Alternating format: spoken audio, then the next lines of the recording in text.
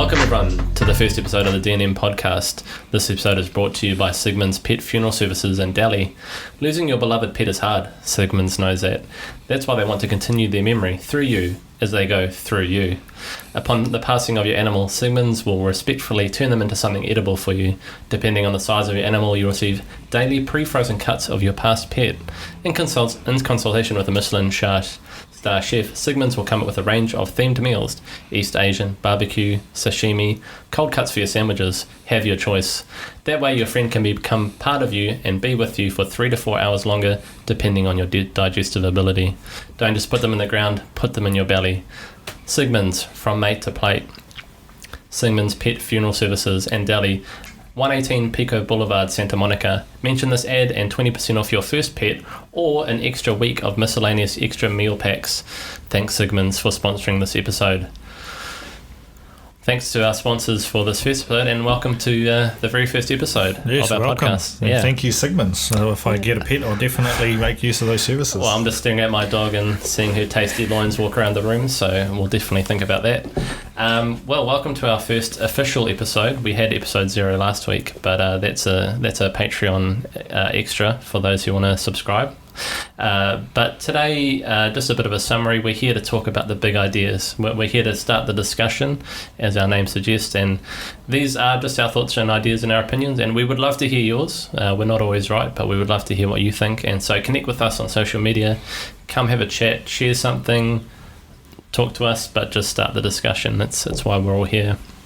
And today's topic, it's a big one, Haydn, I'll be honest. Yeah, I saw the notes and I was like, oh, great way to kick off. Yeah, I thought I would just start really big. So how we've structured this is that I'm kind of leading this one, and Haydn didn't really know the topic until now.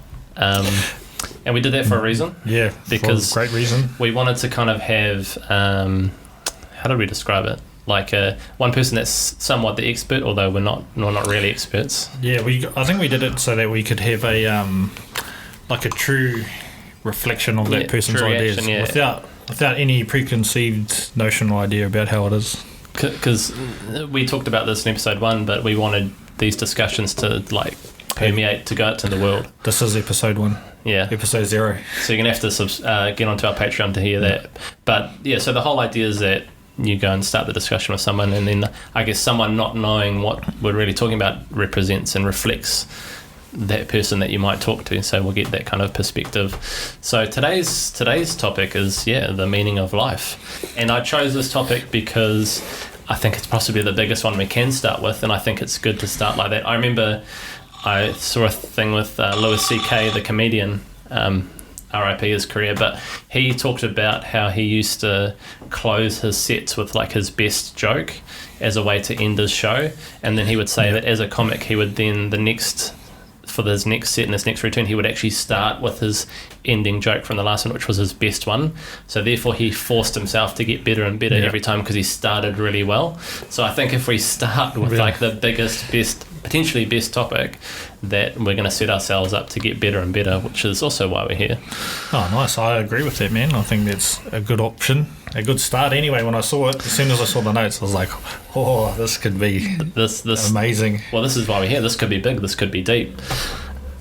Excuse me. It was actually interesting too. So I just went on a bit of a family holiday, and it so happened that I told my family that we were doing this, and I told them that the first topic was the meaning of life. And it was actually really cool. We had this discussion between our family as to what we all thought and our bits and our ideas, and it was cool because it was where we were living what we're trying to start with this podcast, which is having these discussions and starting to talk to people about these important issues. And it was interesting. I had some preconceived ideas about my family and what they thought, but then to actually sit down with them and take that time to share ideas and discuss it was really cool. Actually, I found it was really worthwhile. Were they far off the mark of what you thought, or?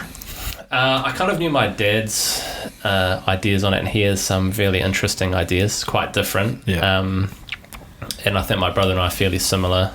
And so in that respect, it was kind of what I expected, but it was just interesting to hear a bit more about why they thought the way that they thought.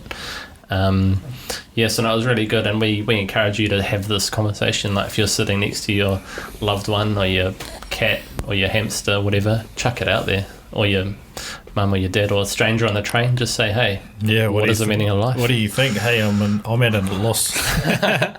Can you help me, stranger? Yeah, I'm a bit lost for my meaning of life. But actually, that was interesting. That's one thing that kind of came out in our discussion too, was that we all felt that people are actually sometimes a bit lost as to what is their meaning of life, or what is the meaning of life. And I guess we could share our own ideas and opinions. So I'll start with mine. I think personally, and I discussed it with my family, but I think the meaning of life is actually defined by the individual, and therefore there's not just one answer.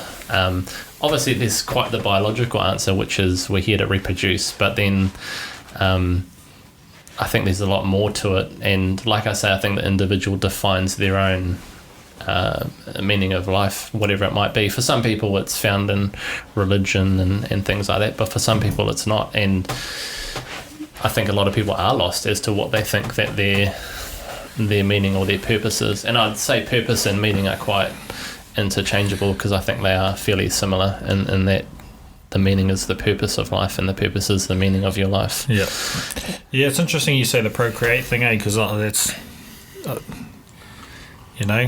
some people probably shouldn't. Yeah. But a lot of people do. But it's kind of like the default, I think people think, I'm on Earth to live my best life, and I'm going to create someone else to continue that legacy. I think, like I said, at a purely biological evolutionary perspective, I think that's why we are here. We're here to replicate our genes and to pass on our genetics. But I think there's a higher function as well, which for me, if I continue my kind of idea and opinion, I think basically, for me personally, and what I think for other people, is that the meaning of life is basically just to be happy, whatever that entails. So, it's, for some people it's finding a lifelong partner, or a worthwhile job, or something to aim for, some kind of goal or a purpose, whatever it might be. But ultimately I think it's to be happy, and the meaning of life, to find your happiness. Yeah, bro, I'd agree with that. Like, career wise, like when they ask you what do you want to do for a job, or where do you what do you want to study, so that in high school they try and get you to study things that are going to help you get your career, and you think, well, that career is going to lead to my life, and that's what I'm going to do. In terms of what it means, I'd agree with you on the fact that it's like it's up to the individual. Happiness is definitely part of it, because like, if you're not having a happy life, then it's miserable, man, and that's when depression sets in, and people question, like, why am I here? What am I doing? What's this life for? So I'd partly agree with being happy, partly agree with, actually I would agree with both of those things. It's about being happy, and it's also about fulfilling whatever your life goals are. I've actually thought about the meaning of life, bro, and this is left field. Go for it. Talking. So in my eyes, and this is ridiculous because it doesn't even mean anything, but in my eyes, the meaning of life is actually water. Wow. Do you know why? Do tell. You've just drank a lot of water, so I guess bro, and that's why, because that's what life's about. No, but I came to this conclusion after watching a lot of kung fu movies, and actually it's just mostly down to Bruce Lee. So he was talking about, water takes a form of the object that it contains. So it can be a bowl, it can be a cup, it can flow, it can be still, and then because at high school I was like all my subjects were heavily science based, so I didn't do a lot of English, as most of you may be able to tell. But then some weird, I don't know, man, just some weird thing throughout learning all this stuff, and then people are searching for like water on Mars, and if there's life, and if there's water, there's life. So that's how I like join the two together. That the actual meaning of life is actually water, and then the purpose of life is different. That's where the person makes what it is. The vessel, like you can change the shape of it. Got you. So that's how I got to. So it's a metaphorical water. Yeah, basically. But also maybe literal water. Partly, and I probably always thought of it as being literal water. Without water you don't have life. Without life you can't have the things that you do in that Yeah. life. So, in terms of like the purpose of life, and I don't even know if I've found mine yet, eh? But I think that's the thing, is a lot of people haven't, and I think a lot of people can be discontent and unhappy if they feel they haven't found it. Whereas in some ways, maybe that's okay to not know. Like I know from experience with my brother, I think he went through a lot of that where whether he knows it or not, he didn't actually know what he wanted to do or what he wanted to be. And I think it's a bit of a trapping of society, is that we ask really young kids, like, what do you want to be? And they don't know. And then definitely, because they've had no life experience. Exactly. And, So, I'd agree with that, man. Like, I've got 2 younger brothers. Well, I've got 4 younger brothers, but 2 of them who've just left home now. And I don't know, man. I talk to them, I ask them questions, and they're just happy floating through life. I think there's something beautiful about that, though, is that there's ignorance and bliss almost. Sorry, bliss and ignorance. Yeah, so it's weird, man, because, like, and I don't know if it's just because the time that we grew up, and, like, me and my brother and my sister, who are a lot older than my younger 2 brothers, like, we were always asked, what do you want to do? What are you going to do after school? Where are you going to go? Like, it didn't matter what it was, whether we're going to go to uni or go study at tech or get a job. But we were always asked. And I've asked my mum, and she's like, Sam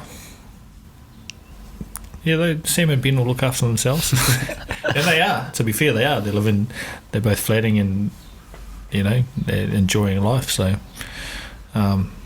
maybe they've got it down pat, bro. They found happiness, and in some ways they know more than us, because we're out here chasing jobs and careers, and not to say it's a bad thing, but maybe they've clocked it already. But they're starting by being happy, and then therefore building their lives already being happy, whereas maybe some of us are trying to be happy through jobs or careers or fancy house or car or whatever status symbols.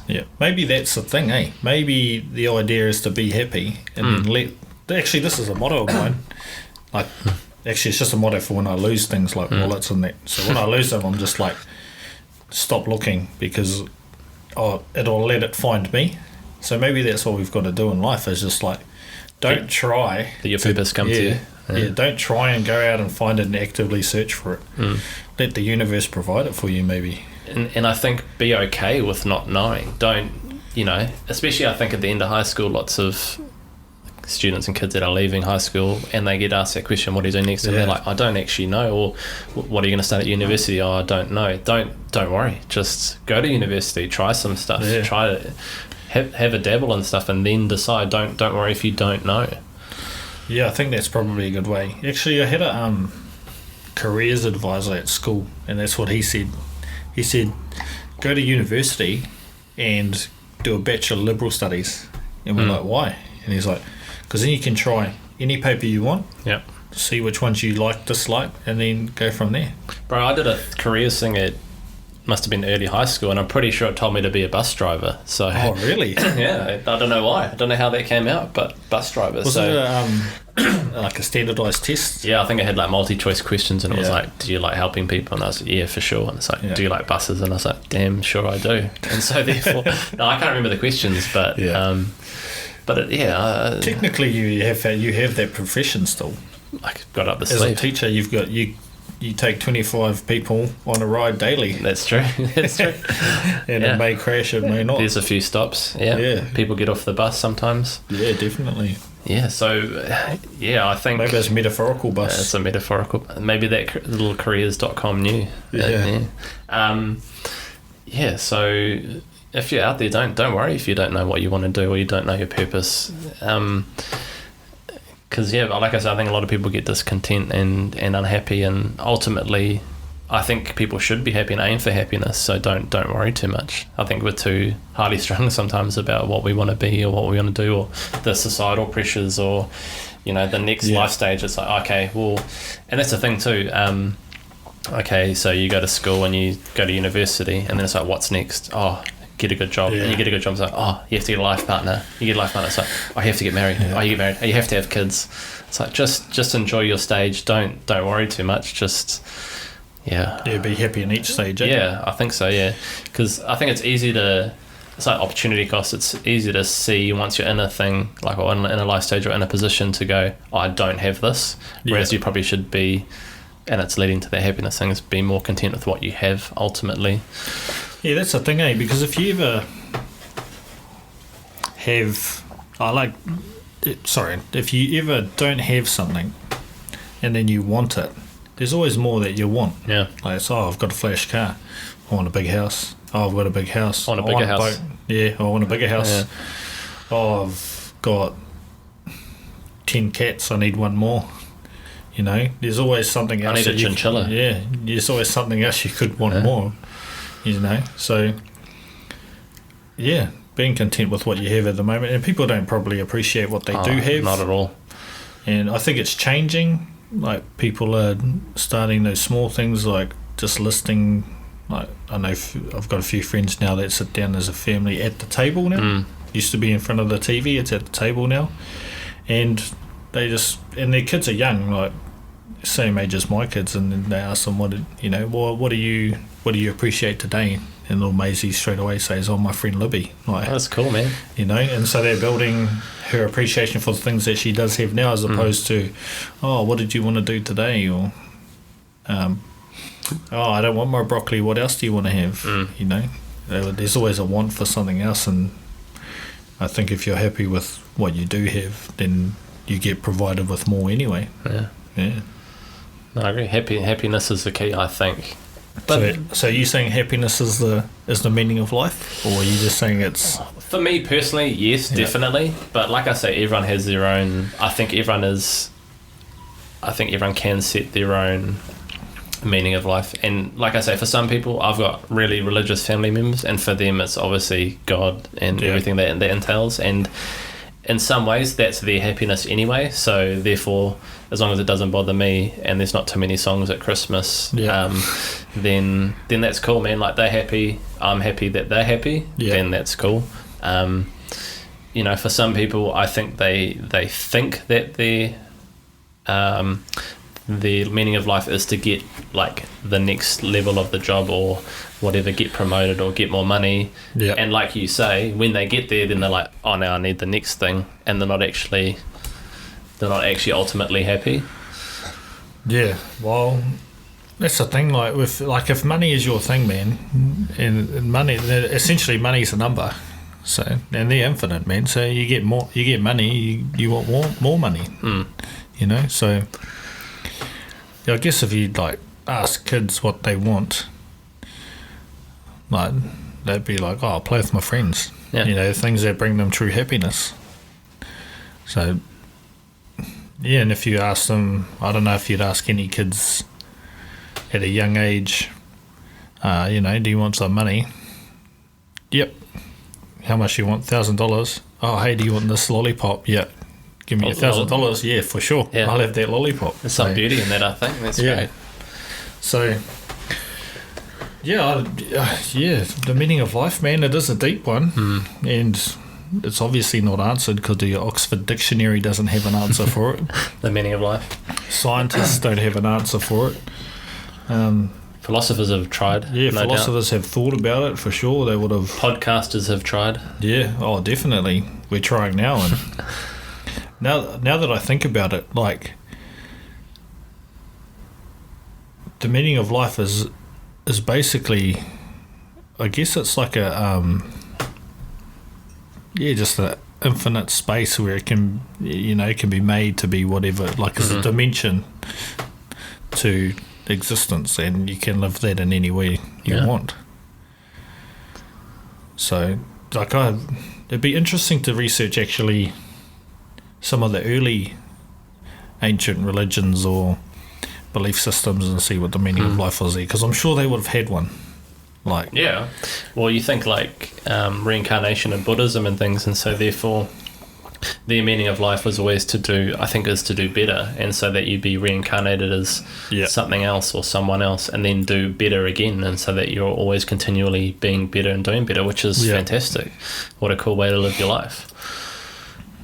Yeah, because I'm just thinking of, like, when I went to Egypt, and so they had, like, as many religions as they had pharaohs. Everyone to come along and then Reinvent the wheel. reinvent the wheel, and like this is what it is. But I've just been watching a whole lot of documentary series, actually, Ancient Aliens, and and Credible source. yeah, credible source, just basically full of questions, no real evidence, but interesting stuff nonetheless. And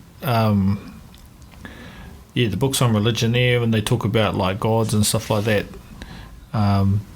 it's different. The gods are tangible. They got to touch them and interact with them, and and help them build things potentially. Well, we think they did. All the evidence points to them having these amazing technologies to build these amazing structures at precise locations. So yeah, it's I'd actually like to do some research on that and find out. I reckon. No, well, we can always do a bit of research and come back next week with a bit of an update. Yeah, I think we should, because I don't know if don't know if they would have the meaning of life per se, but they would have written down somewhere purpose for what they were supposed to do, like build the pyramids and. But I do wonder, like a long time ago, like a couple of thousand years ago, there must have been so much pain and misery and death and destruction and all that through famine and war and stuff. Not that we don't have that now, but certainly less, and infant mortality and all that. I wonder if they did really struggle to find purpose, and that's why religion filled a huge gap, because why is my neighbour dead and why did my kid die, and also there must be a purpose to all this, and therefore God or whatever is doing it, and therefore it's okay. Otherwise to think that that's all basically random, and that all this death and destruction was come to your doorstep but it's random, is quite scary, I'd say. Yeah, definitely. And then just on that, man, now that we're thinking about ancient cultures, they didn't have money, so their meaning of life to go through and get a job and a career that didn't exist, man. So it probably was a lot more nobler than what we have today. Yeah, and maybe they looked after, I don't know, maybe it was to build. Maybe they built the pyramids to look after people when the floods hit every year. Who knows? It's just one big fancy hostel for everyone to stay at, or someone's birthday. Yeah, well, the back paddock is flooded. Yeah, someone's birthday maybe. But yeah, they definitely wouldn't have had all the modern day pressures that we have and that we associate with a good life. So yeah, I reckon it is a lot simpler than we think it is. Maybe it's just water and happiness. And I think maybe in the past, we're talking 2,000-3,000 years ago, maybe I wonder if they're actually happier because they almost had less choice or less meaning to their life. It was basically just God or surviving, whereas nowadays you're definitely going to survive because you can go get a Big Mac for $7 or whatever, so you're definitely going to live. But then it's like, then where's my purpose come from? I can survive, but I don't know why I'm surviving or what I'm doing with my life. So yeah, good point actually, man, because the life expectancy rate would have been so much lower. 35 or something. I'll be out. This is my last year of life. Sorry guys, 2019. See you later. And you would have had to have 18 kids, and only 3 of them would have survived. Yeah, well that's the thing. And 1 wife. Well, you might have had more than one, depending where you were. Yeah, that's true. To be fair, one's all you need. Anyone who's listening out there. Yeah. It's a hassle. One's enough. Because do you know the Rat Park study? No. Oh, this is a good one. Goodie? Now, I should have done a bit more research on this, Jonas, okay. So I might butcher it, but I'll give you a brief summary. So there was a series of experiments, I forget when, 1950s, 1960s, something like that. Yeah, I think I do know now. Yeah. Now that you're leading us. You might have even been the one who told me. Oh, really? Yeah. Okay, I'll recap it for the audience. Hi, Mum and Dad, by the way. Yeah. And like I said, I'll butcher it, but do your own research. It's really fascinating. But there was a scientist, and he wanted to study population, and so he made a park. He made an area for rats, and he set up 4 sections, and they had 4 towers, and they had access to unlimited food. They had limited space, but unlimited food and water and everything like that. And so he put, I forget how many, 64 pairs of breeding rats in there, and he monitored the population over time. And it was really interesting. The population exploded because they just had unlimited food and water, and they just reproduced like mad for ages. Yeah. And, pardon me, at some stage, I forget, I think it's like year 2, the population completely stagnated. And what had happened is it had reached a kind of capacity of the area that they had, and he found that they stopped breeding because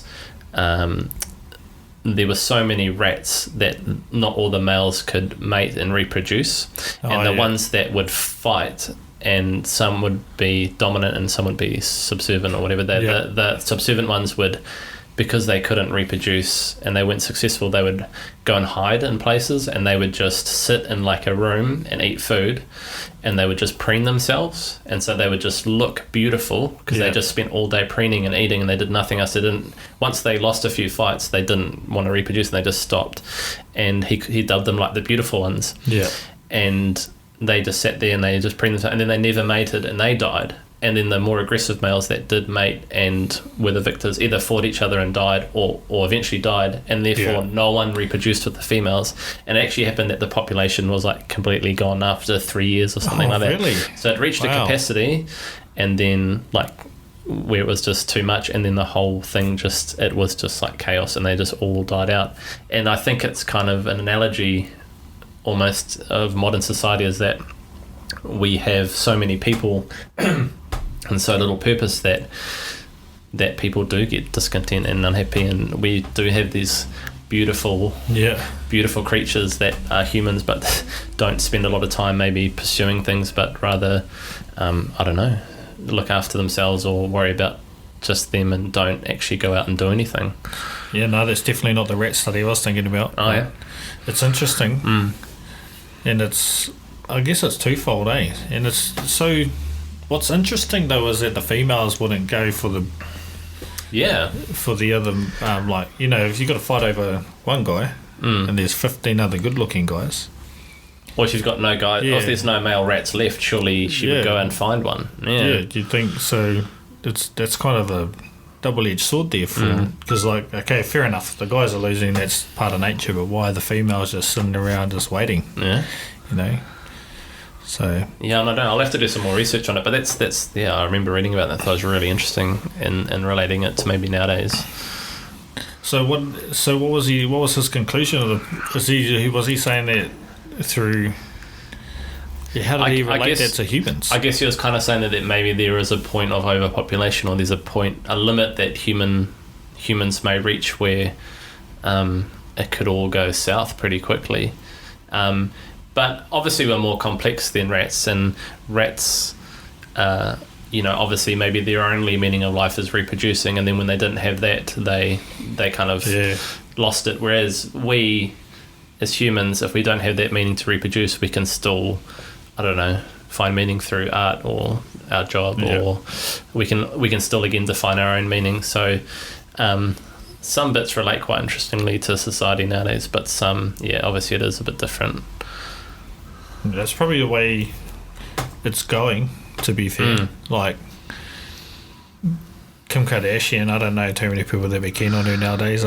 She spent so much time preening herself, and people just know that she's all about herself. They're like, on to the next one. Cara Delevingne, she's got better eyebrows. There you go. And she's a bit she's got a bit more content to her soul. See you later, Kim. But I don't know, man. I guess it's I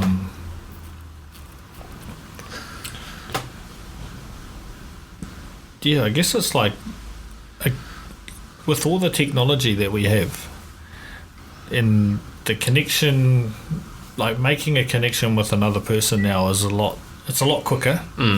Not necessarily even better, because like you don't know much about the other person, or you can ask questions across the internet, sure, but like when you're with the person, you get a feel for their behaviours, their mannerisms, who they are, how they treat other people, what they're like at home, what they're like in public, what they're like with their mum and dad. Like definitely more to it. And then I guess like we're losing. I guess in this lifetime, people are losing the ability to have experience, I guess. And that's what life is. Like, It's a bunch of experiences. Yeah, for sure. Because like the mice or the rats that died, so they got to a point where they had a fight. Oh, experience done. I'm just going to chill out. And the other females are like, oh, yep, my experience is to this point that someone's going to come over. Well, I wonder if that's maybe why they didn't reproduce, is because they just lived with the idea that some other male rat would come to them, and that's all they knew. And then when that didn't happen, they didn't go and then search. Yeah, so their meaning of, or their purpose of life is different, but the meaning that they had for it's obviously been their downfall. Yeah.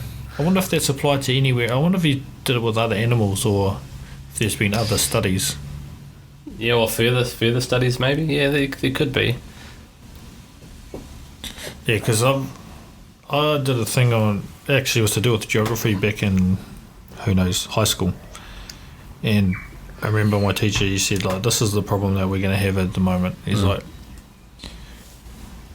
the resources of the world produce can't sustain the population. And as bad as war is, war was like the equalizer Like for cult, population, and got rid of a lot of people.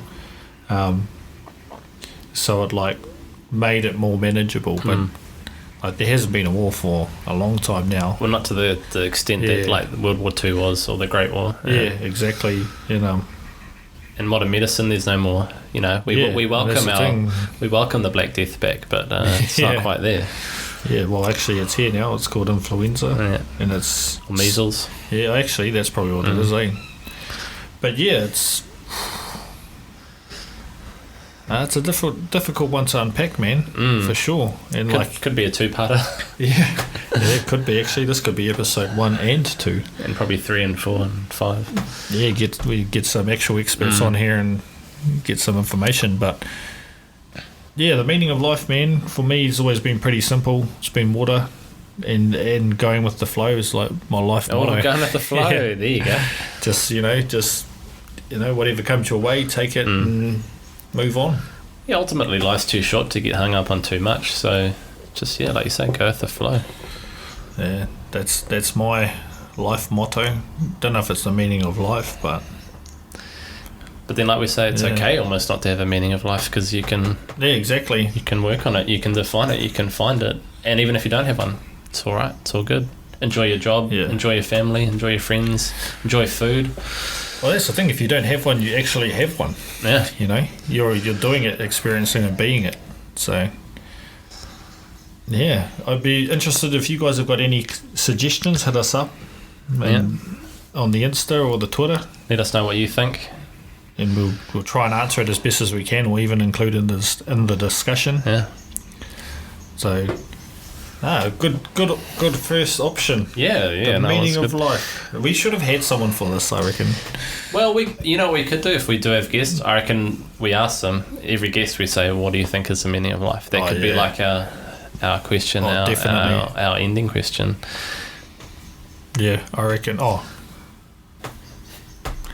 Sorry, I just gave Haydn a helicopter signal to say, should we wrap it up? And I just checked my watch and I'm like, whatever, so I'm going with the flow. So we should really get professional and have a Discord that we can send each other messages. Oh yeah, so we don't have to sign language. I'm pretty sure they wouldn't see it either way.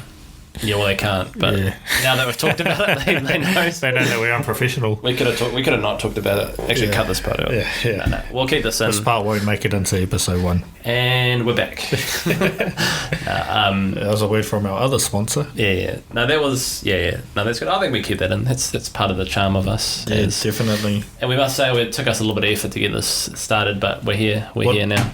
How long have we been running for, just quietly? 35 minutes, about. Oh, yeah. 34, if you want to extend it, I've got time. I've given the heads up, but I think I've kind of said it. I literally just wrote what is a meaning of life and left it all blank, so I think I've done pretty well. Zero work. Yeah. Oh, well, actually, that makes my episode 2, man, not so bad now. I was a bit worried when you were saying I've got a goodie, and it is a goodie. It has been a goodie, but And unpacking it has been quite fun, actually. Yeah. You know what's going to be the best, though, is like, I'm going to finish this and I'm going to walk around and be like, oh, I should have said this, or what about this, or what about that. That's the beauty of it almost, is that there's more to go. We're not doing an episode about, I don't know, you know, something, and then it ends. There's always more. And this is just the start of the discussion. Yeah, exactly. It's the beauty of it. Yeah, I don't know, man. Like, I want to give it a proper answer. Like, I feel like it should have one. But then does it need to have a proper answer? Nah, it definitely doesn't. And like when you say bring in experts, how do you find an expert on the meaning of life? Oh, I'm sure there's someone out there that studied it for a long time, but, you know. And you know what? It probably definitely is happiness. Because there is a study for that every year to find out who's the happiest country on earth, without a doubt. And there's so many... It's Sweden. Is it? I think it might be it's like Luxembourg or something like that.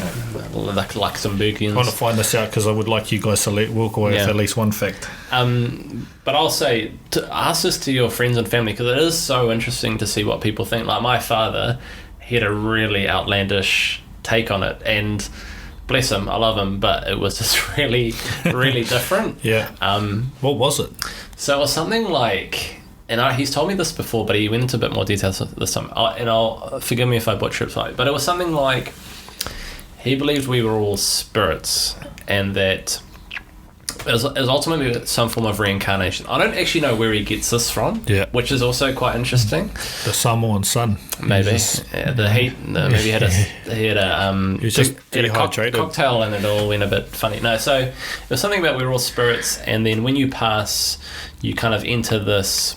Almost a limbo. He didn't call it limbo, but it was like a limbo, and you float around with other spirits, and there was something like there were these like strings, metaphorical strings, and as a spirit you could go around and you could pick experiences or strings. So something about one string would be the experience of whatever, having a dog or eating a pineapple or whatever, and you could collect. As a spirit, somehow you chose these certain strings, and you picked all these strings, to make up your consciousness or whatever you thought. And then there was something like when you were then to be reborn, that you kind of had these strings, but then you also kind of forgot them, and then you became reborn. And I think it was kind of to help explain, you know, if you have that feeling like you've had a past life type thing, because you go, I've had pineapple before. Yeah. This is weird. I feel like I've eaten this somewhere else. Yeah, something like that. So it was. I think it's in a part to explain that, but it was really different. And I don't really know where he got it from. I haven't really heard anything like that before. But it was a really good conversation. And not to say that anyone's right or wrong. I mean. Oh yeah, definitely. I mean, you know, if we start going on, and we will probably talk about one day about, you know, death or passing, then how no one really knows until you're gone burgers anyway. So not to say anyone's right or wrong, or that one opinion is better than the other, but it's cool to hear what people think, and think about why they think what they think. I like his idea, bro, around it. That's kind of cool. I think that's cool, definitely. It's a bit out there, but yeah, like as soon as you were talking about the strings part, I was like, what would I choose? You know, what do I pick as my experiences to take with me? Like, I wonder if anyone would pick like, my first breakup. It was horrifying, but I learnt so much. You know, I don't know. And I was just trying to think, when you said dog, I was like, I didn't even think about my dog when I was younger. Maybe our spirits picked the podcasting string or radio hosting string, which is why we want to do it now in this life. And, you know, we could have not done this, but for some reason we chose to do this. And maybe that's part of his reasoning for why we do things. Yeah, definitely.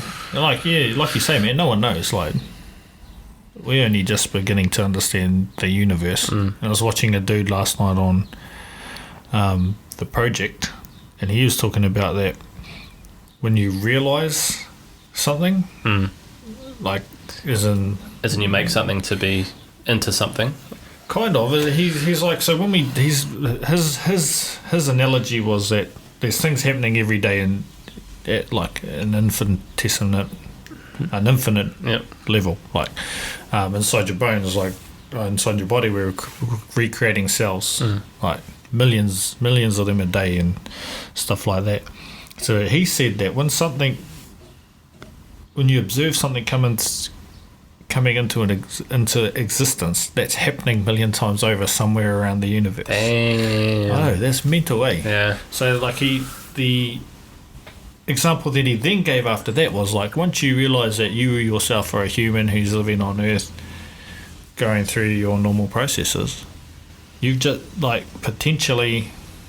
That's huge. Because it's proven, Yeah. well, scientifically, through theory and mathematical equation, it's proven that that's happening. Damn. So that is now that you know, and you've just thought about yourself, there's a million other yourselves out there doing something else slightly different to what we're doing now. Oh, this is like a quantum theory, like different... Yeah. Oh, yeah, got you. So I don't know what the guy's name is. He's in New Zealand this... Bro, his name sounds probably like Einstein or something. Yeah. I think it's something boring like John Bryan, Oh. actually. Actually, that might be it. John Bryan. Wait. I'm gonna John check. Smith. John Smith. Just FYI on the happiest nation on earth. Yeah, It's Denmark. It is Denmark. Yeah. No, sorry, Norway.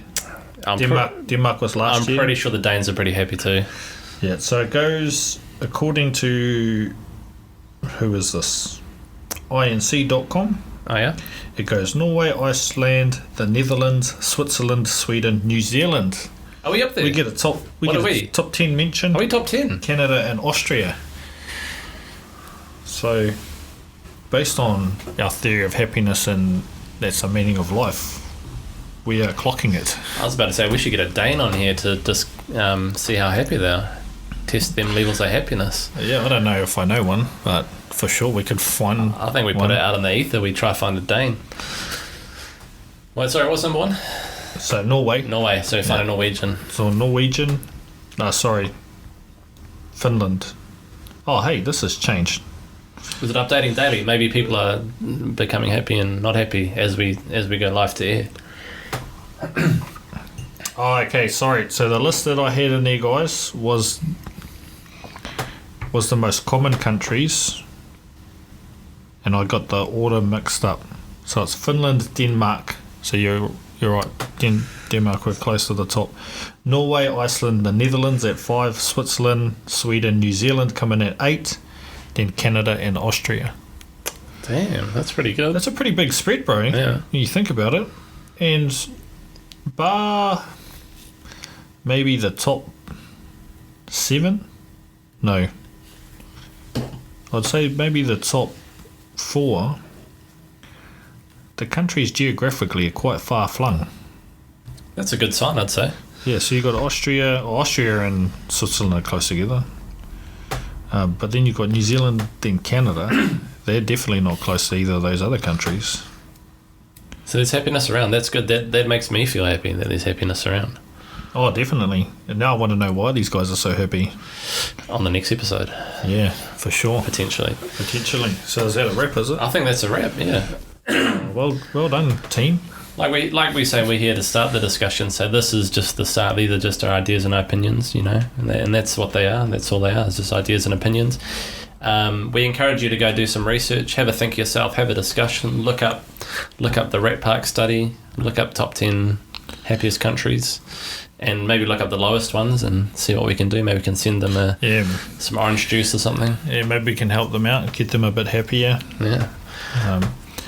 But just on that note, we've mentioned Instagram and Twitter quite a bit, so I'm just going to throw that out there. That oh yes, we need to do that. Yeah. Twitter handle and our Instagram handle is the DNM Podcast. It's actually most of our handles are the DNM Podcasts. Yeah. At whatever. And we also have a email address which is the DNM Podcast at Gmail. So if you've got anything you want to send us, feel free to send them through. We don't mind going through a few nudes, but we prefer the deeper, meaningful stuff. So if you've got something you want to talk about, anything you want to hassle us about, what we did wrong, we can make an apology next time around, maybe. Yeah, for sure. And get on it anyway, because it's going to be a good follow. Yeah, and I hate to do this because I do hate asking for help, but we have set up a Patreon. Yeah.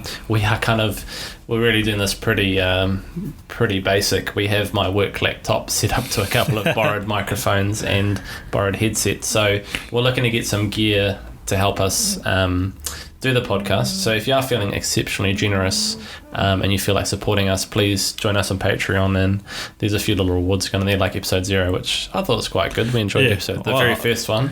To be fair, I feel like that one was better than this one. I don't say that. This one's great too. No, well, I mean, I don't mean that it is actually better, but I feel like we were more relaxed than that one. You know why though? Yeah. It's because we knew we said we weren't going to post it. Yeah. It's just a practice. Exactly. And then this one we're all nervous now because we said we're going to post it. So I hope I've been a pleasure to listen to. That's a big pause. Yeah, I know. I was just trying to think of what I could say. So, yeah, I hope I've been a pleasure to listen to, because at first, it's interesting when you listen to yourself back, you're like, damn it. So I wish I had said that. Yeah, and then I was like, God damn it.